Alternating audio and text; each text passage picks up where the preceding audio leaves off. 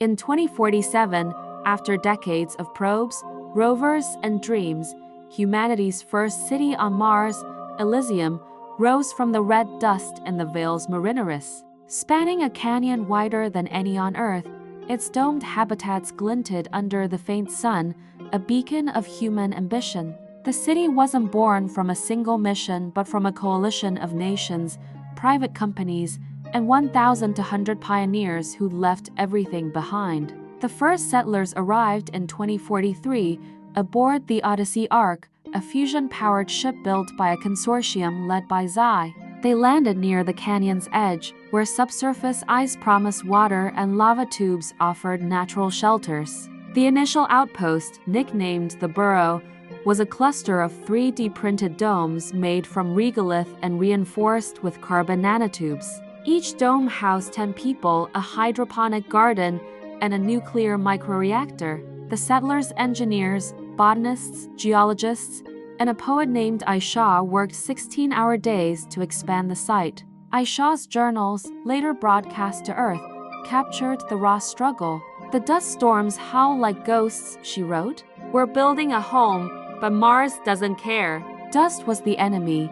It clogged airlocks, wore down seals, and infiltrated lungs. 3 settlers died in the first year, 1 from a suit breach, 2 from a reactor leak, yet the colony grew. By 2045, the Burrow had 50 domes, a fusion plant, and a crude water recycling system pulling 200 liters daily from ice deposits. Elysium's true birth came in 2046 when the Starforge mission delivered a modular city framework. Inflatable habitats, linked by pressurized tunnels, sprawled across 10 square kilometers. A central hub, the Agora, housed a lab, clinic, and a communal hall where settlers debated everything from oxygen quotas to naming the city. Elysium won, evoking a paradise hard-won. The population hit 1,000, including 20 children born on-site Martians by birth. Life was harsh, radiation forced strict shielding. Every habitat had lead-laced walls. Food was algae-based paste or greenhouse crops like kale and potatoes. Water was rationed at 5 liters per person daily, but ingenuity thrived. Aisha's poetry readings in the Agora became a ritual, lifting spirits. Engineers rigged drones to map lava tubes, uncovering caves big enough for future districts. A biochemist, Li Wei, engineered a yeast that turned regolith into edible protein, easing food scarcity. By 2047, Elysium had a school, a 3D printer churning out tools, and a fledgling economy. Settlers bartered skills coding for plumbing, math tutoring for extra rations. A crude intranet, powered by Xi's neural net, linked the city, offering real-time data on air quality, power usage, and Earth news.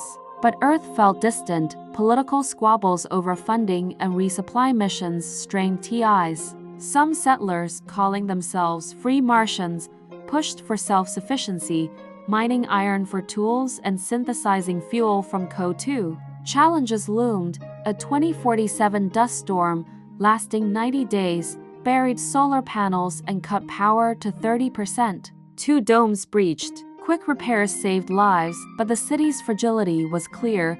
Psychologically, isolation gnawed. Aisha wrote of the ache for blue skies, and some settlers succumbed to red fever, a term for Mars-induced depression. Yet hope endured. Li Wei's team grew strawberries in the greenhouse, a taste of Earth that sparked tears and laughter. Elysium's first election in 2048 chose Aisha as mayor. Her vision: a city not just surviving but thriving, with art, science, and dreams carved into the red rock. As she stood in the Agora, reading her latest poem under a dome lit by recycled starlight, the settlers cheered. Mars was no Eden, but Elysium was theirs, a fragile, fierce spark of humanity, 225 million kilometers from home.